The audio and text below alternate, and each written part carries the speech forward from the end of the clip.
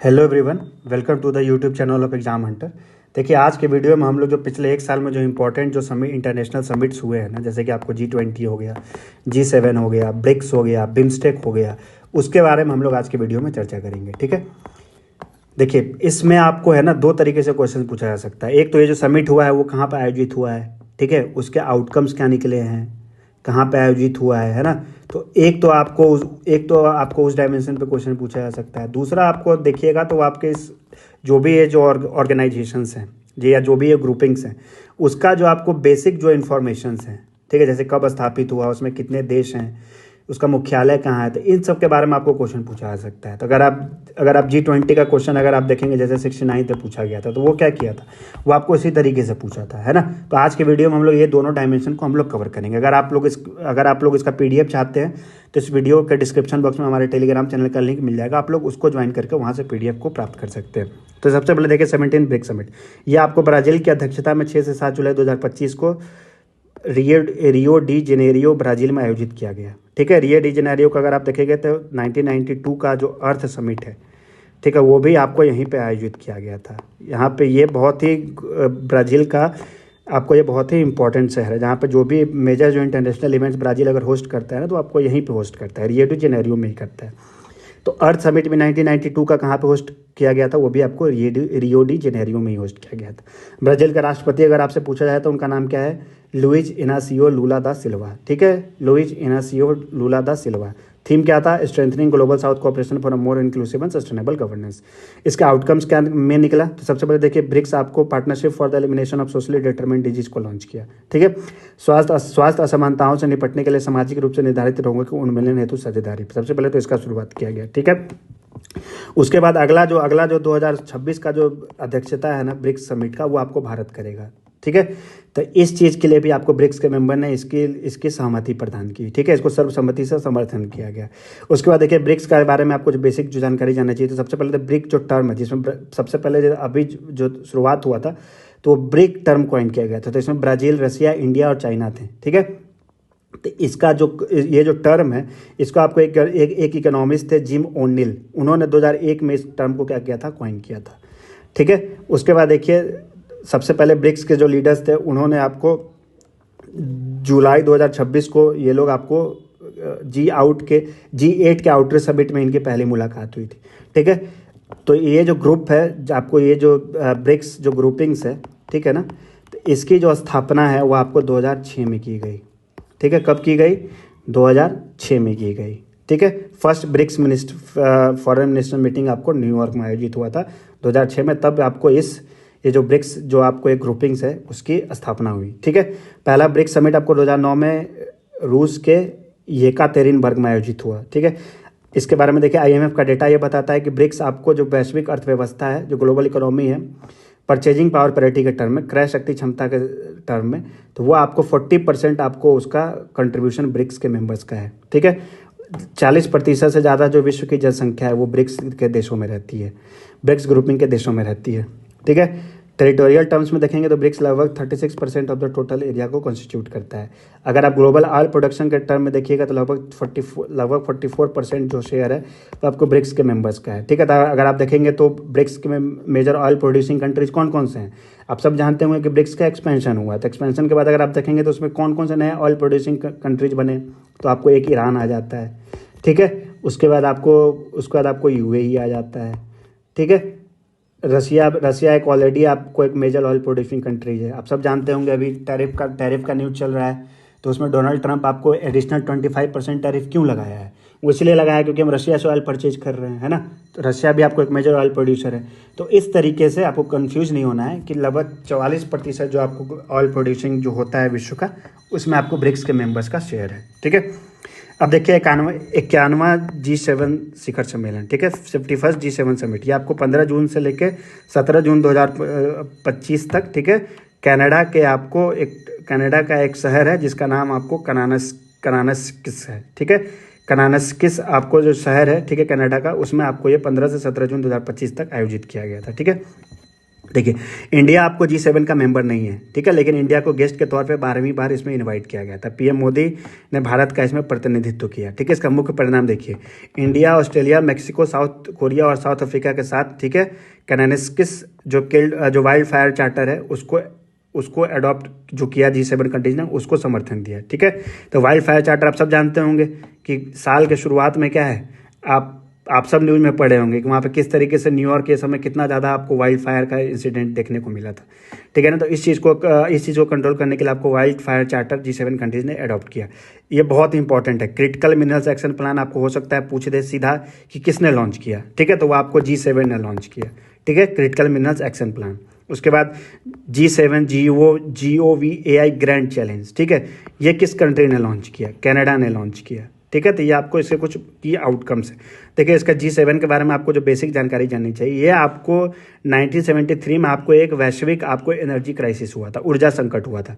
तो उसके जवाब में आपको G7 का आपको 1973 में आपको क्या किया गया था, स्थापना किया गया था, ठीक है।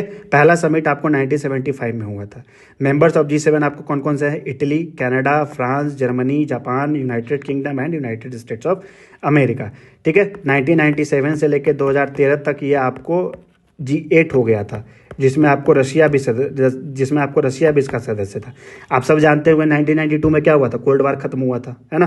तो कोल्ड वार के खत्म होने के बाद आपको 1997 में आपको रशिया को भी इसमें शामिल किया गया, लेकिन रशिया इसका सिर्फ 16 साल तक इसका सदस्य रहा, ठीक है, क्योंकि हुआ ये था कि 2014 में रशिया ने आपको क्रीमिया को एनेक्स किया था, ठीक है। क्रीमिया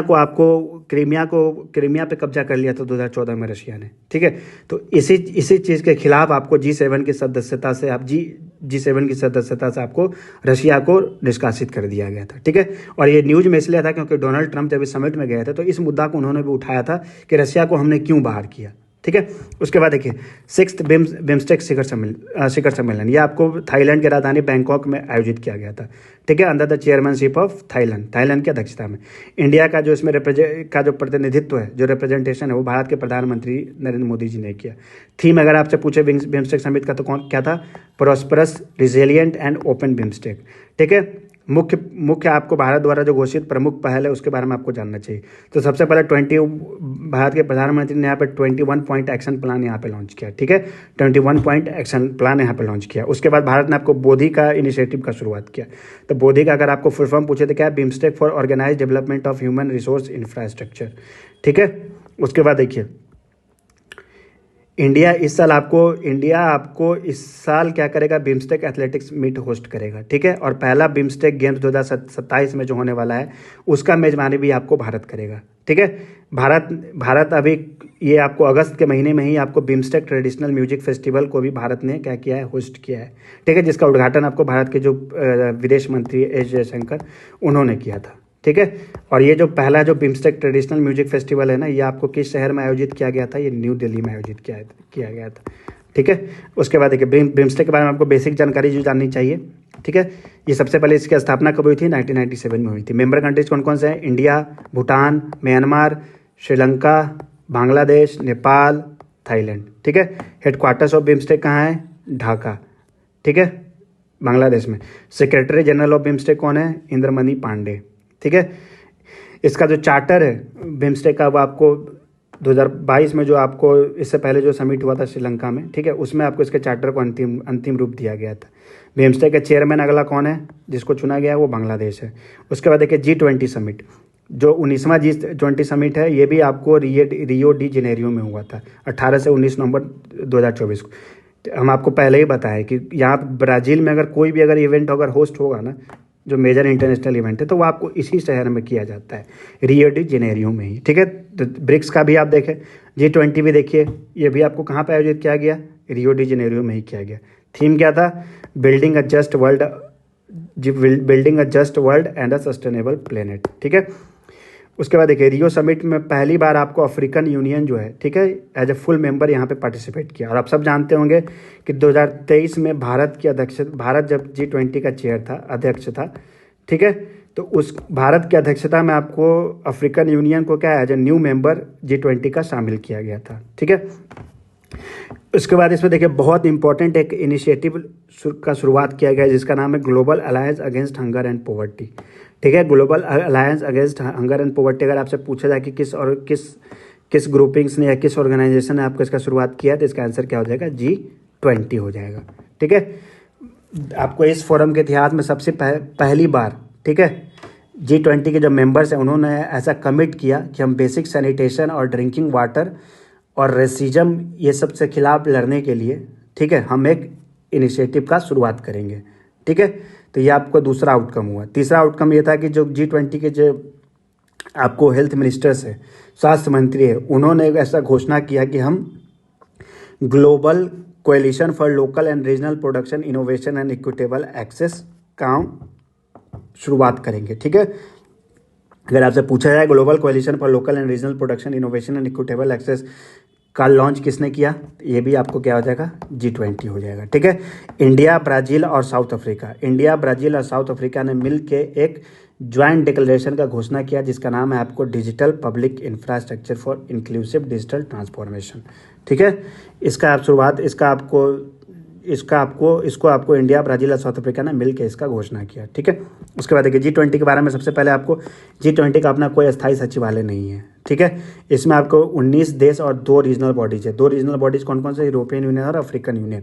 अफ्रीकन यूनियन जो हम आपको बताएं 2023 में भारत जब G20 का अध्यक्षता कर रहा था तब इसको शामिल किया गया था। ठीक है, तो अभी G20 में आपको कितने सदस्य हो जाएंगे, 21 सदस्य हो जाएंगे। ठीक है, इसकी स्थापना 1999 में हुई थी, 1999 में हुई थी। ठीक है, अफ्रीकन यूनियन का ज्वाइन करने से पहले G20 आपको ग्लोबल GDP का 85%, ग्लोबल ट्रेड का 75% और विश्व की जनसंख्या का 2/3 हिस्सा का प्रतिनिधित्व करता था। ठीक है, तो इस तरीके से हम लोग जो भी आपको इंटरनेशनल जो मेजर समिट्स हुए हैं उसके बारे में हमने चर्चा की। ठीक है, कल हम आपको फिर एक नए वीडियो के साथ हम आपसे कल फिर मिलेंगे। ठीक है, तब तक के लिए आप लोग पढ़ते रहिए। जितना आप समय आ गया इसलिए बार बार जितना रिवाइज कर सकते हैं आप लोग उतना रिवाइज कीजिए। ठीक है, और स्ट्रेस बिल्कुल भी मत लीजिए, एकदम स्ट्रेस फ्री होकर तैयारी कीजिए, सब अच्छा होगा, जो आप लोग चाह रहे हैं रिजल्ट वही होगा। ठीक है, तो फिर हम आपसे कल मिलते हैं एक नए वीडियो के साथ। तब तक के लिए थैंक यू सो मच।